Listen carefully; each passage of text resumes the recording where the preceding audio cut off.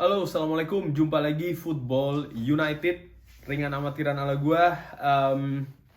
Gua mau bikin review ya pertandingan hari ini, hari Minggu, pertandingan kedua ya, match day kedua antara tuan rumah Southampton melawan Manchester United dari St. Mary Stadium ya, yang hasilnya kita sudah tahu 1-1 ya.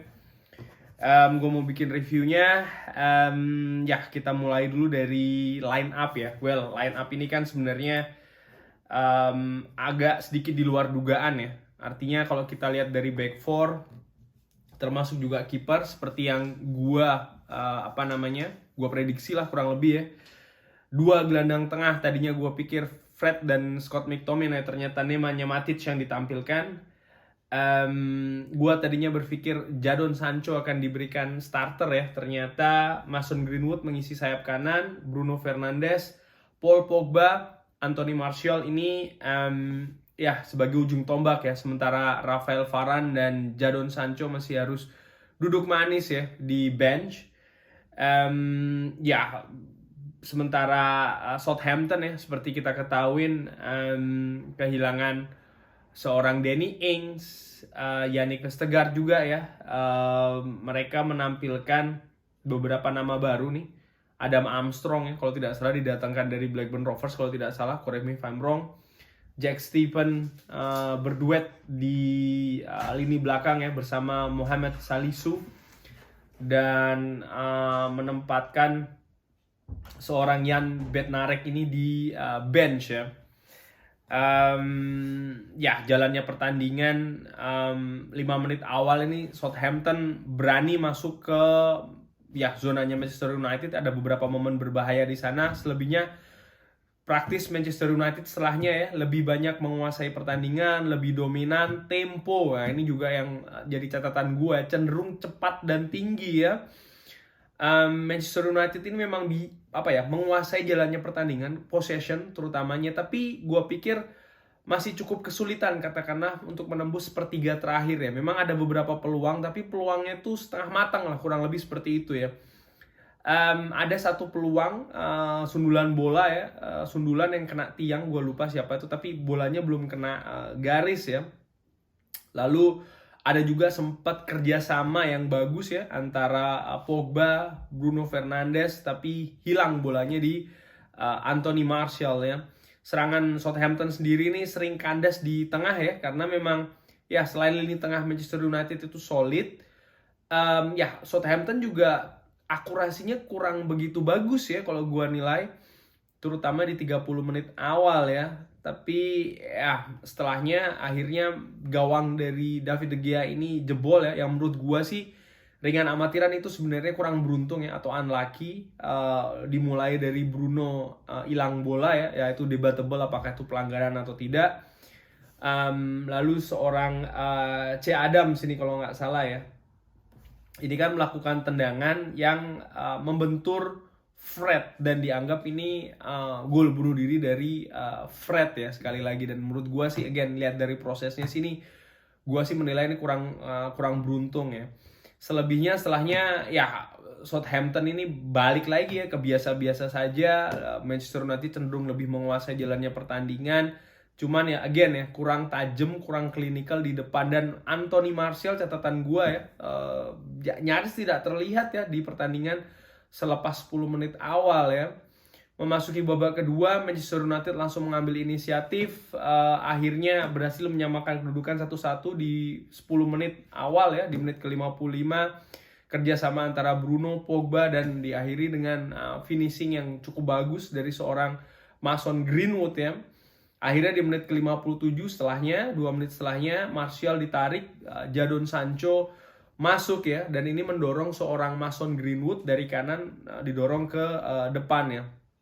Ada aksi dari seorang Paul Pogba kerjasamanya dengan Greenwood ya, tapi tendangannya masih melenceng tipis ya katakanlah ya. Dan catatan gue setelah masuknya seorang Jadon Sancho ini cukup menarik ya, karena baik itu posisi Paul Pogba, Jadon Sancho, dan Bruno Fernandes ini sangat cair, sangat liquid ya. Maksud gue begini, mereka sering sekali ini bertukar posisi ya. Kadang Pogba di sebelah kiri, bisa di tengah, bisa ke depan. Mason Greenwood pun juga demikian, bisa ke kanan. bisa ke kiri, Bruno Fernandes seperti biasa pun juga menjelajah ke sana kemari. Jadi menurut gue cukup fluid ya.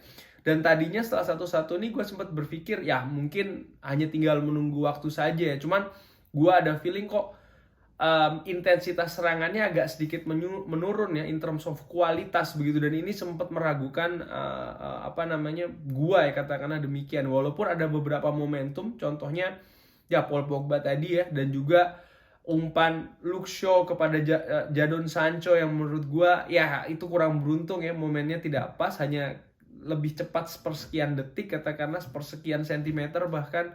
Kalau bolanya dapat Jadon Sancho itu mungkin akan lain ceritanya. But anyway, ada momen juga menurut gua ya di mana Maguire itu salah ya, bolanya terebut, dan ya David De Gea sih menurut gua melakukan penyelamatan gemilang ya. Memang ada komentar yang mengatakan bahwasanya ya bolanya kan kalau tinggi sedikit atau ya, menurut gua itu kejadian sangat cepat, tendangannya pun sangat akurat, sangat kencang ya. Dan refleks dari seorang David De Gea ini menyelamatkan menurut gue ya dari kekalahan. Dia merupakan salah satu penentu hasil Manchester United mampu mengambil 1 poin katakanlah ya. Kalau tadi itu gol ya selesai, terlepas menurut gue tendangan bagus itu ya dari seorang Armstrong kalau tidak salah. Tapi ya menurut gue penyelamatan sangat brilian dari seorang David De Gea ya. 10 menit terakhir gua menilai sama-sama mengalami penurunan kualitas serangan ya, baik dari Manchester United maupun Southampton. Curiga gua ini kondisi fisik dari kedua tim sudah menurun ya. Kenapa? Karena ya sepanjang pertandingan itu memainkan tempo yang cukup tinggi ya katakanlah ya. Jadi 10 menit terakhir ini banyak salah umpan, lebih banyak adu body, lebih banyak umpan-umpan lambung, dan ya sering melakukan tackling ya. Pertanda sebenarnya itu tadi kalau menurut gue ya, ringan amatiran, kondisi fisik yang menurun ya. Ada pergantian menit ke-85, Jesse Lingard masuk ya, dan menurut gue ya mungkin agak sedikit telat ya, karena memang ya terlihat tidak banyak perubahan sih yang dilakukan ya. Artinya Jesse Lingard juga kurang belum bisa menyatu benar ya dengan permainan tim, terutamanya dengan seorang Luke Shaw, catatan gue ya, di sisi kiri ya. Jadi sering telat umpan, salah pengertian itu cukup sering terjadi dalam 5 menit atau bahkan 10 menit ya terakhir sebelum pertandingan selesai ya. Ada beberapa catatan yang gua dapat ya dari pertandingan ini. Memang betul kita ini seri ya di kandang Southampton. Terus ya pastinya mengecewakan ya hasil ini. Terus iseng-iseng gua ngeliat ini bagaimana raihan Southampton di kandang sendiri ya musim lalu. Memang betul kita menang 2-3 dengan ya agak sedikit tertatih-tatih. Gua melihat Manchester City berhasil menang di St. Mary tipis ya 0-1. Southampton menang melawan Liverpool 1-0, menang melawan 1-0 juga melawan Arsenal di Piala FA. Seri melawan Chelsea ya ketika sudah dilatih oleh Tuchel 1-1. Leicester pun juga 1-1. Dan ya gue menilai seperti gue sampaikan di preview, Southampton ini tim yang cukup solid ya. Hasan Hutel termasuk pelatih yang cerdik, yang punya sinergi yang bagus, bukan hanya dengan manajemen tapi juga dengan timnya ya. Dan ini terlihat betul di pertandingan tadi ya.